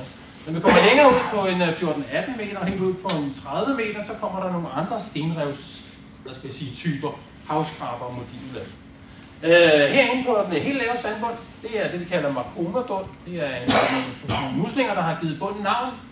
Og hvis vi går lidt videre her og kigger på den her Makoma-bund, som jo absolut ikke har noget med stenrev at gøre, så er det også, som Jon han siger, at den er ufattelig kedelig. Men ikke desto mindre, så har den jo også sin betydning. Og når man så kigger over bunden, så er der en masse toppe her, en masse sandbund-toppe, sandormetoppe. Og nedenunder der er der selvfølgelig en sandorm. Så sådan et område kan godt lokke en masse større fladfisk, fordi for eksempel efter en storm, der går fladfiskene og sutter de der små orme op. Så heroppe i overfladen, der er faktisk noget af det pelagiske liv, som vi kunne kalde pelagisk i den her sammenhæng. Det er tobis, sølvblanke små orme. En fisk, der svømmer i kolossale mængder hen over sådan en sandbund. Udover det, så er en gang med, især om natten, så kommer søstjernerne frem og prøver at ernære sig af de der små muslinger, som måtte komme frem via foragering af krabber og så videre. Herude, der kan I se sandbunden i en masse store sværme af de der små mysider, som vi så før. Og her, de her store sværme af tobis, som er karakterdyr på de her sandbunde. Men overordnet set, så er de her sandbunde altså ufattelig artsfattige. Det kan godt være, at der er nogle gange er store mængder af de forskellige dyr, men det er relativt artsfattigt. Lad os nu sige, at der er 10 arter, som er nogenlunde almindelige her, som vi alle sammen kender. Det er tobis, det er hesterejer, det er hjertemuslinger, og så er det forskellige arter af børstor. Så nogle større karakterdyr på sådan en kedelig sandbund, det kunne være fjæsinger. Vi har jo haft fjæsinger over i rigtig mange år nu. Der er invasion af fjæsinger, og især den her lille nye, som hedder en lille fjæsing. I kender den. Den er 10 gange så giftig som en almindelig fjæsing, og den er simpelthen overtaget hele nordkystens sandbundsmiljø. Den elsker varmt vand, så de der 2 grader, som temperaturen er steget i vores indre danske farvande, det elsker den. Men udover den lille fjæsing, som er mangedobbelt, så har vi den almindelige. Vi har masser af pikvar, især i efterårsperioden. Vi har skrubber, vi har rødspætter. Og herinde på sandbunden, så er der helt bestemt nogle årgange, som klarer sig bedst på den rene sandbund. Og det er yngel af de her fladfisk. Både skrubber og især rødspætter, men også yngel af pikvar.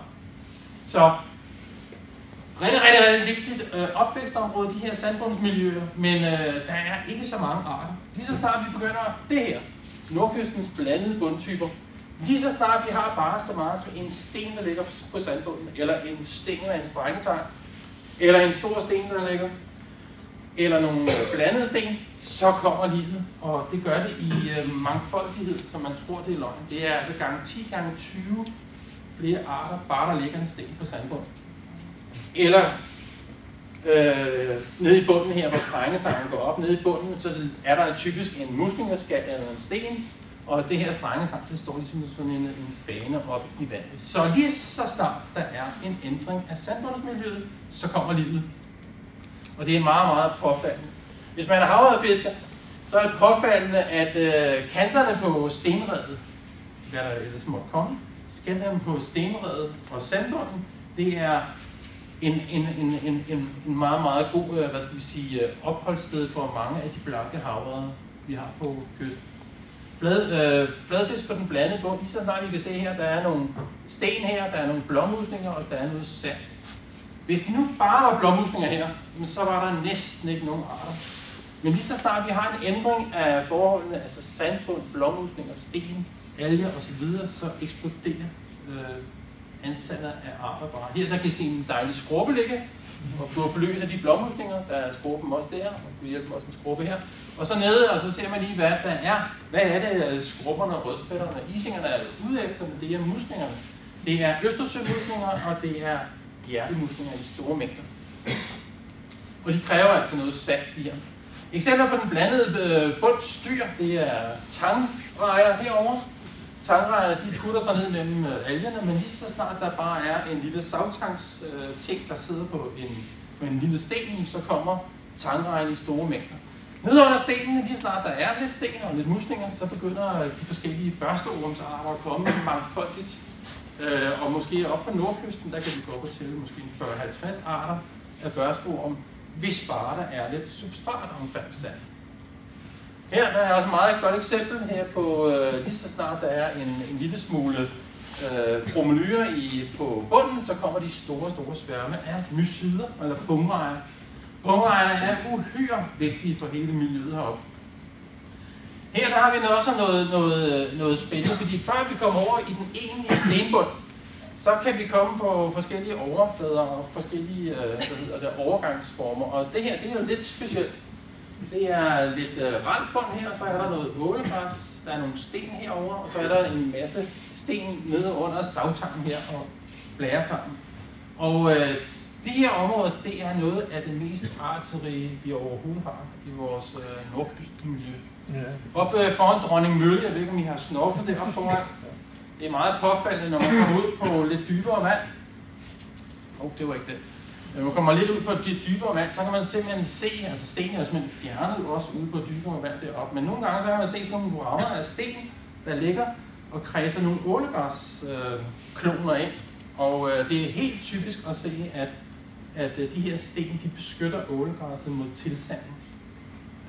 Så sten i det kystnære havmiljø, det beskytter ålegræsset i stor stil. Fordi de sidste 3 år, der har vi set kolossale mængder af unger af torsk. Hele nordkysten og hele vejen ned igennem Øresund. Jeg har aldrig set, eller vi har som formidler aldrig set så mange. Vi trækker vod cirka herude omkring 120-130 gange om året. Nede i Kronborgbugten og andre steder. Jeg har aldrig set så mange unge. Hvorfor tror jeg, at der er så mange unge? Er det fordi, vi har lagt stenrejer ud? Nej. Det er fordi, vi ikke har Uglefisken. Ja, det kunne godt være, at det var noget med det. Fordi ja, det kunne også godt være, at det var noget med det. Den store grund, det er, at vi har haft restriktioner mod fangst af torsk de sidste 3-4 år. Fra 15. januar til den 31. marts, der har man kunnet hjælpe med for første gang nogensinde valgt ikke at fange torsken, fordi den torsk i den vestlige Østersø, den er fuldstændig væk. Så EU, de må simpelthen trække i bremsen, nu må I ikke fange flere torsk i den vestlige Østersø. Og det har hjulpet. Fiskerne, de sagde godt nok, at det ville ikke hjælpe noget som helst, men det kan jeg love dig for, at det har. Så torsken i Øresund, som lokalt sted, de har i hvert fald en god base nu. Torsken i Øresund, den har helt direkte connection til Kattegat-bestanden, så det er ikke så nemt det hele, men i Øresund, der går det rigtig, rigtig godt. Her der har vi et eksempel på op fra Dronning Mølle. Jeg ser alt det her. Det ser godt nok ud, der er rigtig meget af det, som var det årets ord sidste år. Hvad er det? Fedtemøg, yes, det er fedtemøg. Og nedenunder fedtemøg hedder det er jo en relativt, hvad skal vi sige, dårlig periode, vi er i. Jeg tror, vi er i omkring juni måned, og der har været rigtig, rigtig meget flow af næringsstoffer ude i vandet. Jeg tror, det var forrige år. Så der er altså rigtig meget af det der lidt kedelige alger, men inde i midten her, I kan forestille jer, indenunder her, der er der en masse sten, så kommer der en fantastisk koloni af det her ålegræs. Og det var faktisk en ålegræsbanke, som strakte sig et fantastisk stort stykke foran Dronning Mølle, på omkring en 4-5 meter vand. Så stenrev, de beskytter simpelthen det her fantastiske ålegræs, som er helt fantastisk og faktisk lige så, den giver lige så meget fiskeliv som et stenrev, i hvert fald i nogle henseender. Ålegræsbeboerne masser af forskellige tangnåle, altså danske søheste. Udover det, så kommer vi over til en lidt anden genre. Det er stadigvæk stenrev, eller den hårde bund. Men lige så snart i efterårsmåneden, i slut juli, august, september, oktober måned, så begynder strængetangen at blive høj. Og den vokser netop på mindre sten, på skaller osv. Og i de her områder, hvor der er strengetang på stenbunden, det er fantastisk liv. Det kan næsten sammenlignes med den rene ålegræsbund. Det er en fantastisk fourageringssted for en masse dyr, og hvis man er både UV-jæger og lystfisker, så ved man godt, at det her sted det er rigtig godt, hvis man for eksempel fanger både torsk og havre. Typiske fisk omkring strengetangsbunden, jamen det er ålekvapper, det er tangsnarerne, som I nok kender som en 15-pikket hundestejle. Så er det den 3-pikkede hundestejle, og så er alle de her små torsk her, som vi har set kolossale mængder af de sidste 3 år. Så strengetangsbunden, hvis I kommer til at snorkle op på nordkysten af august-september måned foran Halstrand, foran Kikhavn, foran Dronningmølle, og eventuelt hvis I er så, heldige, at I kan gå ud om natten, så er der kolossale mængder af de her fisk. Nordkystrev stenrev med mysider, og det var bare for at vise, når man har et stenrev på som det her, så går der ikke lang tid i august, september og oktober med stille vand, så samler der så milliarder af de her mysider, eller pumrejer, som de også kaldes. Og de må og skal betyde en helt bestemt og vigtig ting i hele økosystemet. Fordi der er så mange af dem, og der er så mange dyr, som efterstræber dem. Så den her ser den ud i lille størrelse, eller stor størrelse, så bliver den ikke mere end de store hunder er omkring 2 cm, og alle deres unger er noget mindre. Men fantastisk betydende for en masse fisk og fiskeyngel, som er almindelig mad. Krabstyrene på nordkystens stenrev. Jamen, masser af krabber. Har I hørt noget i medierne om, at krabber det er ikke godt? Og at krabbebestanden, f.eks. i de østjyske fjorde, de vokser eksplosivt. I Øresund og nordkysten, der er krabbebestanden faktisk nogenlunde det samme, som den var for 20-30 år siden, da jeg startede med at udjage. Og grunden til, at de ikke er så mange som andre steder i Danmark, det er, fordi der er stadigvæk torsk i en vis mængde. Torskens vigtigste mad, det er krabber, vidste I det? Torsken spiser krabber i april, maj, juni måned, når den skifter skal. Og så spiser de igen i september, oktober og november i store mængder. Så torsken skal tilbage, hvis vi skal have krabben ned. Også et andet krabstyr, det er taskekrabber. Vi har fået flere fangster af almindelige taskekrabber i Øresund. Især ude på dybere vand. Og det er desværre på grund af, at de store torsk, de er mere eller mindre væk. De store torsks population hænger nøje sammen med bestanden i Kattegat. Og da I alle sammen ved, at Kattegatsbestanden af torsk er væk på grund af overdreven bundtrål og ødelæggelser af biotoperne, så får de ikke nogen fjender. Det vil sige, de store torsk i gamle dage, de spiser rigtig mange,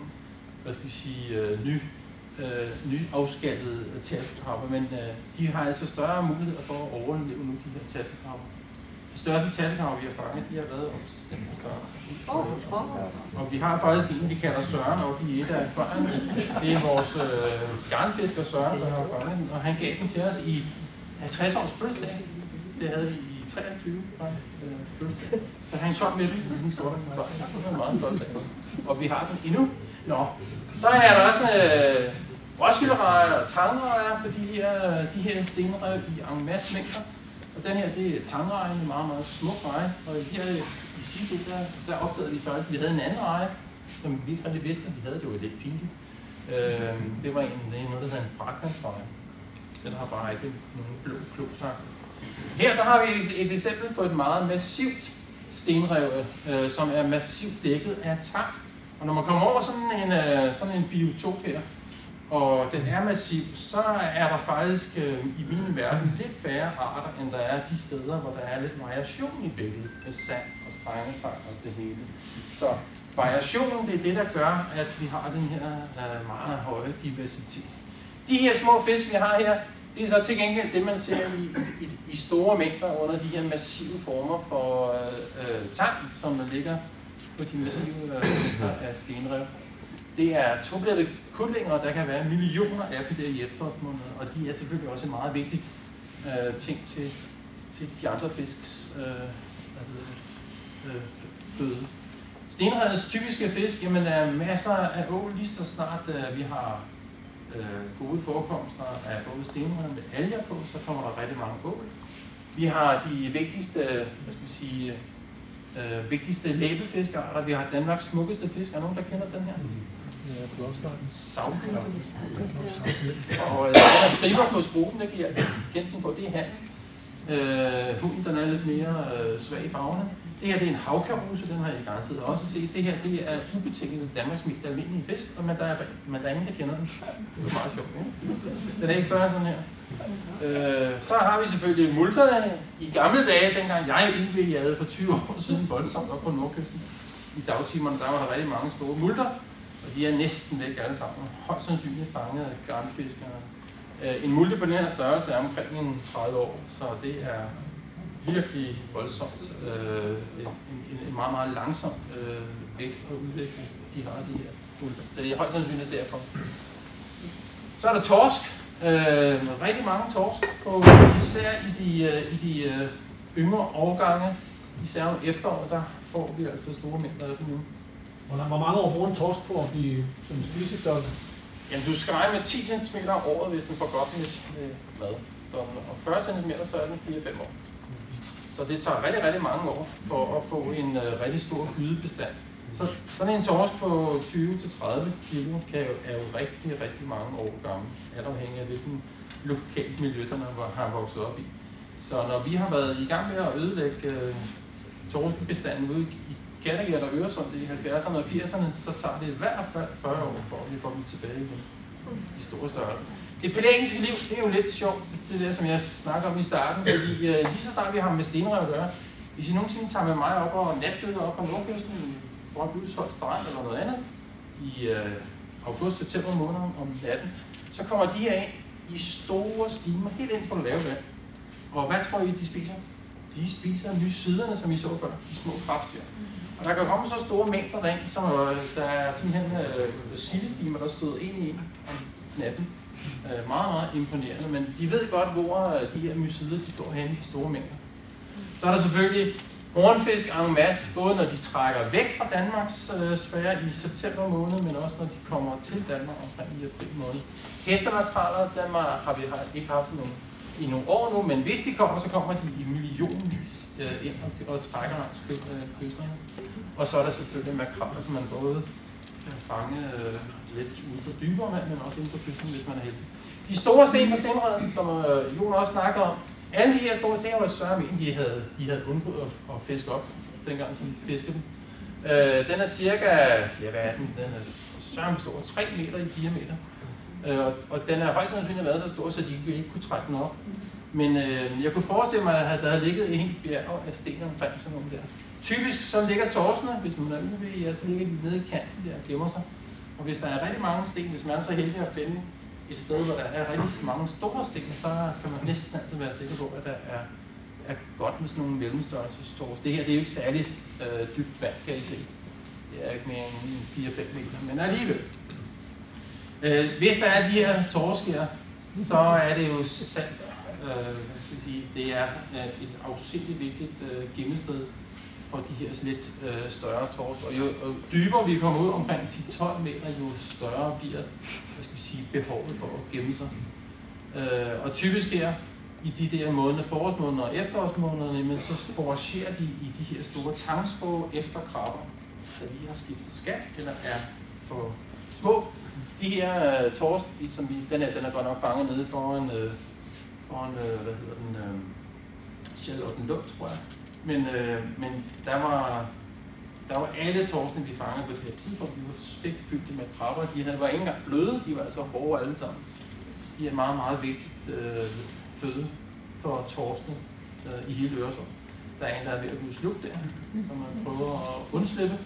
Så er der stenrev med blåmuslingerne, fordi det er også et helt kapitel for sig selv. Lige så snart stenrevene de ligger med masser af strøm omkring sig, det er ikke alle steder, det er godt at have, eller hvor muslingerne de gider at være, men de steder, hvor der er tilpas med strøm og tilpas med salt og med næring i vandet, altså fytoplankton, så er der også massive mængder af blåmuslinger.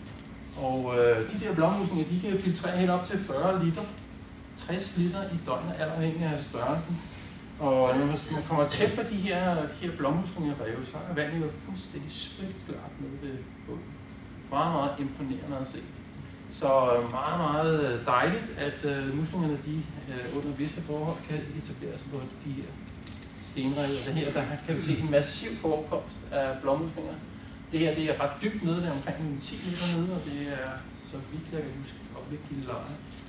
Men man er meget, meget rige bundtyper. Nede i bunden af blåmuslingbarken, der er der sådan en stik på den her størrelse. Så det er altså også en form for stenrev, bare beklædt med blåmuslinger. Så her har vi en masse søstjerner også her. Det her billede, det er taget med, det er op foran Udesholt Strand. Der er sådan en kant deroppe, og det er fordi, det er sådan en typisk bund, som er meget, meget god at foragere på, hvis man har havret. Og det har vi både set, når vi har udvælget, men også fisket. De vil altså gerne have nogle områder i visse tider af året, hvor de kan kigge godt rundt og har et godt udsyn, og det har de lige præcis på de her områder. Hvis vi kommer hen i september-oktober måned, så får de en lidt anden adfærd, men i sommermåneden, så kan de godt lide at stå på en bund der. Havret er i forskellige stadier på stenrevet. Det her det er en stor gyde. Havret, det er måske en, der skal op i Esrum Å. Jeg tror, at billedet det er taget foran Dronning Mølle, og det kan godt passe, at den skal op i Esrum Å. Den var omkring 5-6 kilo.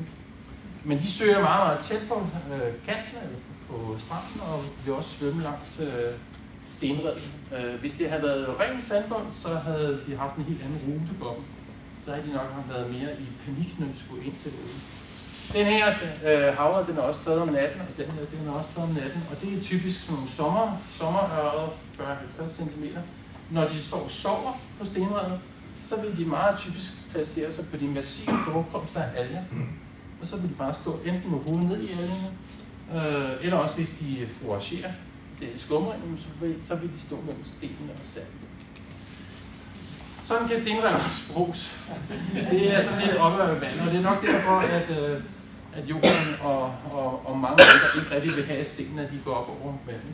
Men det her det er oppe over ved Grottegrund, over på den svenske side, så vi har en af Øresunds største bestande af spættesæl, som så går ned under vandet ved Grottegrund. Så har vi denne her. Og det er en video, der er blevet taget i efterårsmånederne i samarbejde med DN. Og den vil jeg prøve at vise nu. Skal jeg prøve at vise jer, når der kommer nogle ting, som jeg gerne lige vil kommentere, så hvorfor jeg bare højt. Men jeg starter nu. Grottegrund, den ligger her. Vi er her. Den ligger deroppe. Og den er desværre uden lyd, ellers så burde der have været bobler på her. I kan se her, det er noget af det mest fantastiske stenrev, jeg har set. Og en af grundene til, at den er så fantastisk, selv i de her eutrofierede tider, vi er i. Prøv at se her, de store områder med sand og rand. Så kommer stenene her, dækket med savtang og rødalger og så videre. Den her variation, som jeg også snakker om i starten, med sand, sten og så videre, det gør, at sådan et stenrev er så fantastisk mangfoldigt. Når man går lidt tættere på, så kan I se faktisk, at de der røde totter, som man skulle tro var fedtemøger, det er faktisk nogle relativt sunde rødalger. Der har vi den store sten, og igen på den svenske side, ellers så havde den været væk. Alle de her steder med store sten, forekomster af sand, rad og ting og sager, det er helt fantastisk. Det er blandt andet lige på kanten her. Grottegrund, den går fra 2 meter ud til 18 meter. Så der er en relativt stejl skrænt på visse tider. Som UV er, så kan man godt lide at gå ned i de her lommer her. Der vil der både lægge pigfar, skorper, alt muligt andet nede imellem kanterne. Og hernede under, der vil torskene stå mellem de store sten. Så et fantastisk område. En lille kuriosum omkring Grollegrund, det er, at for eksempel tunene, som vi har fået tilbage, de er sild og makrel hen over revet, og presser dem ind over revet, og så kan de bedre få fat på dem derinde. Så vi har også et fantastisk fugleliv derovre. Lige så snart sildene bliver presset ind over det, så kommer fuglene fra oven og tager for sig af retterne. Her der har vi igen sunde savtangsalger i alle mulige former. Lidt det her med hensyn til fedtemøgsalger, men det er slet ikke i samme henseende som andre steder. Grunden til, at det er så fantastisk ved Grollegrund, det er, at den kraftige strøm fra Kattegat strømmer ind og rammer Grollegrund faktisk på den svenske side, og fortønder alt det her beskidte vand, vi får fra Østersøen. Så fra Grollegrund og så henover mod Kikhavn, det er indtil videre Danmarks, hvad skal vi sige, bedste farvand i de her tider her. Men det her, nu har vi set et fantastisk stenrev, og I skulle tage derover og snorkle en gang til sommer, hvis I har mulighed for det. Det er bare med at lade sig drive i båden og droppe ud med ræbom, og så se det her fantastiske båd der. Ja, det var det, jeg vil sige. Okay.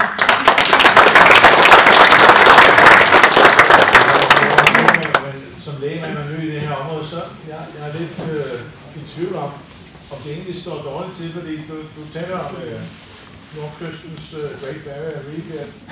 I din fremlægning ser det ud som om, at der er masser af stenhav og masser af liv. I hvert fald i Dronning Mølle og Udsund og så videre. Ja, men hvis du sådan går... Hvad er realiteterne? Var det historiske billeder, eller var det nutidige billeder? Altså, du så, jeg havde vist en masse om sand før, ikke også? Altså i starten også, og der er jo rigtig store områder på Nordkysten med rent sand og rent sandflugt. Det vil sige, hvis vi kan etablere stenrev på Nordkysten, for eksempel i det, som Johan siger, et stykke fra land, jamen så vil Nordkystens liv og levende blive endnu bedre.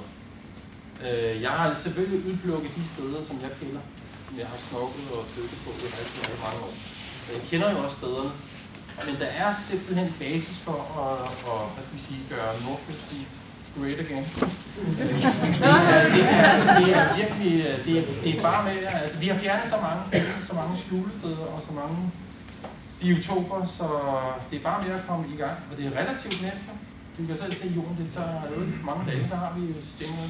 Vi skal bare lige op med nogle penge, og så kan vi stille for vores havnatur tilbage, især Nordkysten. Det er et helt fantastisk område, og den bliver sådan lidt skældt ud en gang imellem, men der er også blevet taget mange biotoper. Er der forskel fra Hundested til Gilleleje, så på Gilleleje nedad? Du nævner ja, det er der. Det er der ret meget. Så fra Kikhavn, Halstrand og mod Gilleleje er der jo rigtig store sandpartier. Der må have været virkelig taget meget sand der. Det begynder at stikke. Det er en lille smule bedre måske for Gilleleje og ned mod Helsingør, men stadigvæk, man kan jo tydeligt se, at der er blevet taget alt for meget. Det kunne have været et frodigt paradis der på hele Nordkysten, det man har taget af stikken. Men meget godt, på den svenske side, der er noget, som vi kunne forvente, som Danmarks nordkyst havbund kunne have set ud for, hvis vi havde været med at tage alle de her stikker. Ja, jeg kan supplere lidt også med den strækning, du snakker om. Før i tiden var det super godt fra Gilleleje til Helsingør, men nu på grund af det her fedtemøg, så altså, bestanden af fisk er virkelig nedadgående. Og man kan se det både fisken, de kan ikke lide at være på de selv på stenrevne, når der er fedtemøg, men man kan også se det på yngel, at der er meget mindre yngel. Fordi når det fedtemøg det dør i efteråret, så ligger det sådan ned på bunden, så kommer der det, man kalder et ligelag. Og det er sådan lige grænsen før ildsvind og så videre. Så hvis der ikke er strøm, og så er det der ligelag kommer der samtidig, så dør det lidt. Så altså, vi kan se, at fiskebestandene de falder fra år til år.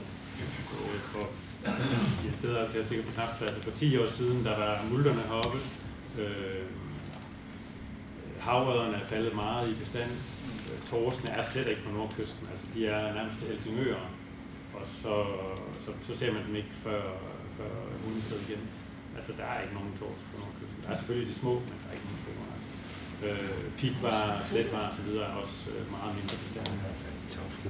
For det er også derfor, når vi snakker om det her, Og så er det både stenrev for biodiversiteten, men også kystbeskyttelse og alle de andre ting. Men biodiversitet, synes jeg, er rigtig vigtigt. Så det er også derfor, vi i dag har holdt det som fokus, at det var fisken, vi skulle snakke om i dag. Ikke så meget kystbeskyttelse. Ja. Men det er jo deprimerende at tænke på, at når jeg siger, at det er den bedste kyststrækning i Danmark, så er det stadigvæk, som du siger, det er stadigvæk ringe i forhold til andre steder. Det er faktisk bedre end for eksempel, hvis du kommer over på Fyn og i Lillebælt og nogle andre steder, det er sådan sammenligningsvis i hvert fald. Men det er fordi, at vandet bliver fortyndet op af den der kraftige saltstrøm, der kommer ind ud fra Kattegat og rammer Øresund først. Så fader det sådan ud. Det lever vi lidt af nu, men kun lidt. Det kan sagtens blive meget værre. Hvis ikke vi tager os sammen og får nedsat næringssalgsudledning. Der er en del af dem, som er inviteret til dagens møde, som er til grønt trepartsforhandling i dag. Og det er jo også en del af det her, det er jo, at vi ikke skal have alt det her næringsstoffer ud i havet.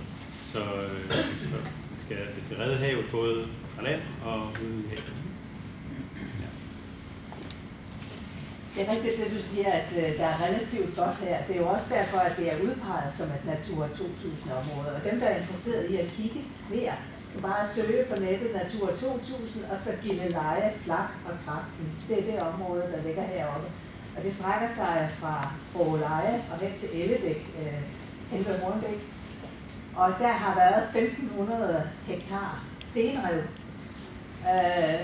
Og det er der stadigvæk, men det er meget ringe stand, fordi stenrevet, da det var uberørt, der var det sten, der lå i flere lag. Og i dag, der ligger det kun i et lag sten. Og det er kun en dækning i nogle områder på 25% af, hvad det var tidligere. Så det er altså i meget ringe stand, men altså langt bedre end andre steder. Men det vil være rigtig godt at gøre noget, og det man så skal gøre, det er selvfølgelig i det område, hvor stenrevet er, og prøve at finde ud af, er der gode steder, vi kan genetablere, og så gøre det. Og det er jo lidt paradoksalt, at Danmark plejer at bryste sig, at de er de bedste til miljø og så videre, men faktisk er Danmark blevet reddet, vores havmiljø er blevet reddet af Natura 2000, som har nogle strikse regler om, at Natura 2000-områderne ikke må blive berørt og ikke blive ødelagt. Og der kom jo en lov sidste år, at der skulle genetableres, var det 20% af det nære kystnære miljø. Og det var jo en af grundene til, at der skulle laves stenrev, før man måtte lave sandsugning og sandfodring igen. Så der skulle bruges 75 millioner på at bygge stenrev eller genetablere stenrev, inden man måtte gøre noget andet.